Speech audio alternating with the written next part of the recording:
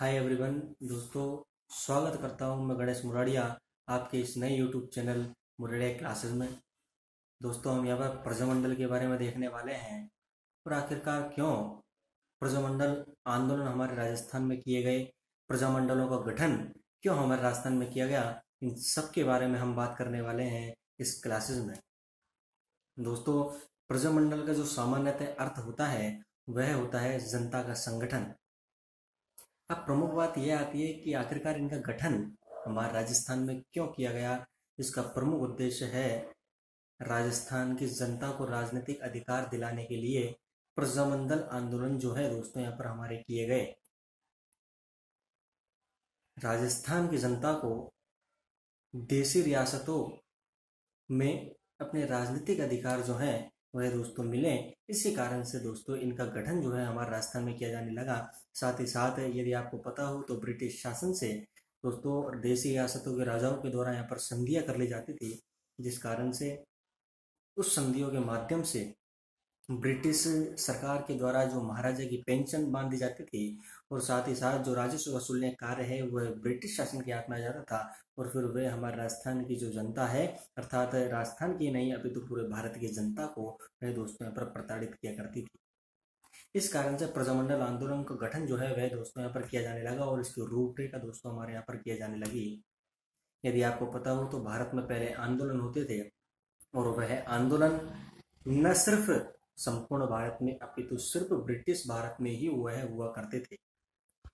यदि हम दोस्तों इस चीज की बात करते हैं तो 1918 में मध्य भारत राजपूताना सभा का गठन किया गया, जो कि गणेश शंकर विद्यार्थी के द्वारा किया गया और उसमें सेव केसरी सिंह बारट के द्वारा दोस्तों यहाँ पर दिया गया। इसका प्रथम अधिवेशन दिल्ली में हुआ और इसका प्रधान कार्यालय दोस्तों यहाँ पर कानपुर में बनाया गया।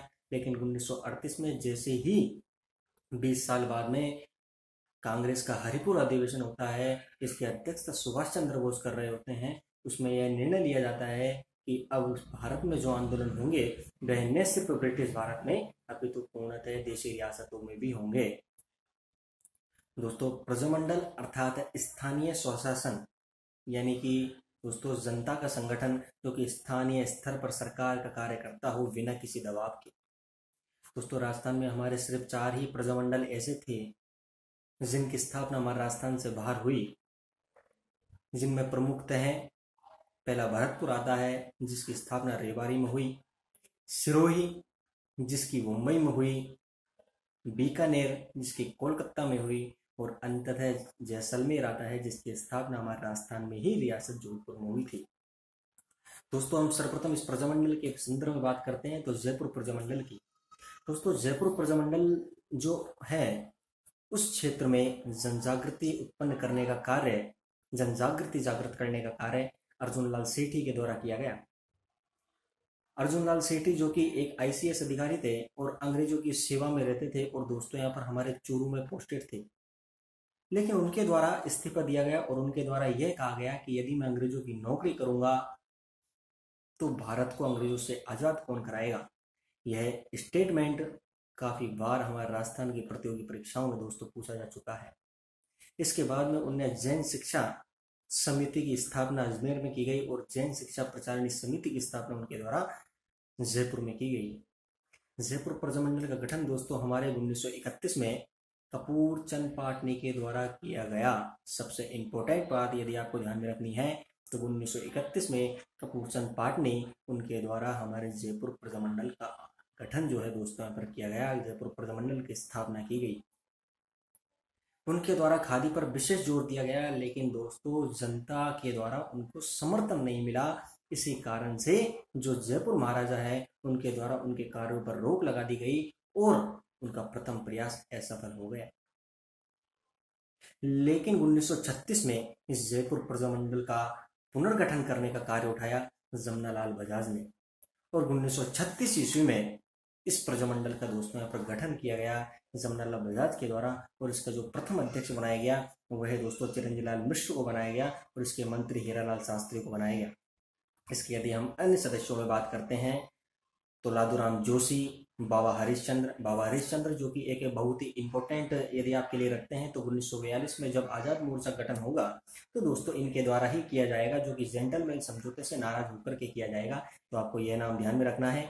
तो मैं आपको सबसे पहले 1936 में जो पुनर्गठन हुआ उसी के बारे में अवगत करा रहा हूँ। तो उसमें बाबा हरिश्चंद्र, पूर्णानंद जैन, लादूराम जोशी, टीकाराम पालीवाल ये प्रमुख कार्यकर्ता थे। जैसे ही 1936 में यह अधिवेशन हुआ, 1938 ईस्वी में सरकार के द्वारा यह कहा गया कि बिना पंजीकरण किए हुए कोई भी संस्था किसी भी प्रकार की गतिविधियां नहीं कर सकती है। जैसे ही यह आदेश पारित हुआ, वैसे ही इस आदेश के विरुद्ध राजस्थान में सत्याग्रह किया गया। और राजस्थान में जब यह सत्याग्रह किया गया तो दोस्तों इसमें 48 जत्थों ने भाग लिया, जिसमें से प्रमुख महिलाओं ने भी भाग लिया। अर्थात हमें यहाँ पर नारी सशक्तिकरण का प्रयास भी देखने के लिए मिलता है। इसमें सुमित्रा देवी, नारायण देवी, अंजना देवी, किशोर देवी प्रमुख महिलाएं आती हैं। दोस्तों 1940 ईस्वी में हीरालाल शास्त्री इसके अध्यक्ष बनते हैं और हीरालाल शास्त्री के द्वारा 2 अप्रैल 1940 को राज्य सरकार और इन दोनों के बीच में, अर्थात राज्य सरकार और हीरालाल शास्त्री के बीच में एक समझौता किया जाता है। और यह समझौता होता है कि प्रजामंडल का जो नाम है वह नहीं बदला जाएगा। दूसरी बात यहाँ पर यह आती है कि प्रजामंडल का नाम तो साथ ही साथ बदला ही नहीं जाएगा। तो यदि हम बात करते हैं तो दोस्तों यहाँ पर भाषण की अनुमति जो है वह दोस्तों यहाँ पर दी जाएगी। लेकिन इस जयपुर प्रजामंडल में यदि कोई सबसे इंपॉर्टेंट चीज यदि यहाँ पर मायने रखती है तो वह रखती है 1942 का जेंटलमैन समझौता।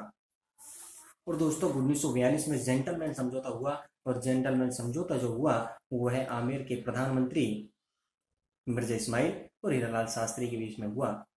इसमें यह निर्णय लिया गया कि जयपुर महाराजा के विरुद्ध किसी भी प्रकार का आंदोलन जो है वह दोस्तों यहाँ पर नहीं किया जाएगा। दूसरी बात यहाँ पर यह थी कि जो भारत छोड़ो आंदोलन है उसमें प्रजामंडल का कोई भी सदस्य भाग नहीं लेगा। और जैसे ही यह बात कही गई वैसे ही प्रजामंडल के अन्य सदस्यों के द्वारा यहाँ पर इससे इस्तीफा दे दिया गया और वे इससे नाराज हो गए, क्योंकि दोस्तों एक यही अवसर था जो कि भारत में जो भारत छोड़ो आंदोलन और इन प्रजामंडलों के द्वारा दोस्तों यहाँ पर एक साथ मिलकर के भारत को आजाद किया जा सकता था। और महात्मा गांधी जी के द्वारा भी 1942 के आंदोलन में यह कहा गया था कि अब उनका यह अंतिम प्रयास है, और उनके द्वारा डू एंड डाई का नारा इसमें दिया गया, अर्थात करो या मरो का नारा उनके द्वारा इसमें दिया गया। दोस्तों अब